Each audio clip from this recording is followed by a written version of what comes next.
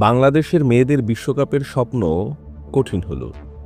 2025 নারী ক্রিকেট বিশ্বকাপে সরাসরি জায়গা পাওয়ার লড়াইয়ে বড় ধাক্কা খেল বাংলাদেশ। সিরিজের প্রথম ওয়ানডেতে ওয়েস্ট ইন্ডিজের কাছে 9 উইকেটে পরাজিত হয়েছে নিগার সুলতানার দল। সরাসরি বিশ্বকাপে জায়গা করতে এই সিরিজে দুটি জয় প্রয়োজন ছিল, তবে প্রথম ম্যাচের এমন পরাজয়ে চ্যালেঞ্জ আরও কঠিন হয়ে গেল। প্রথম ম্যাচে হারের চিত্র সেন্ট কিটসে। আগে ব্যাট করতে নেমে বাংলাদেশের মেয়েরা 50 ওভারে 9 উইকেট হারিয়ে মাত্র 198 রান তুলতে পারে। ওপেনার মুর্শিদা খাতুনের 40 রান ও শারমিন আক্তারের 42 রানের ইনিংস দলের জন্য কিছুটা ভরসা জোগালেও বড় ইনিংস খেলতে ব্যর্থ হয় অন্যরা। পঞ্চম উইকেটে শবনম মোস্তারি 35 ও স্বর্ণা আক্তারের 29 জুটি কিছুটা লড়াইয়ের চেষ্টা করেছিল।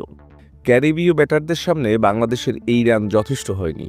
ওপেনার হিলি ম্যাথুস ও কিয়ানা জোসেফের অসাধারণ পারফরম্যান্সে 109 বল হাতে রেখেই সহজ জয় পায় ওয়েস্ট ইন্ডিজ। ম্যাথুস অপরাজিত ছিলেন 104 রানে। চ্যালেঞ্জ বাড়ল বাংলাদেশের।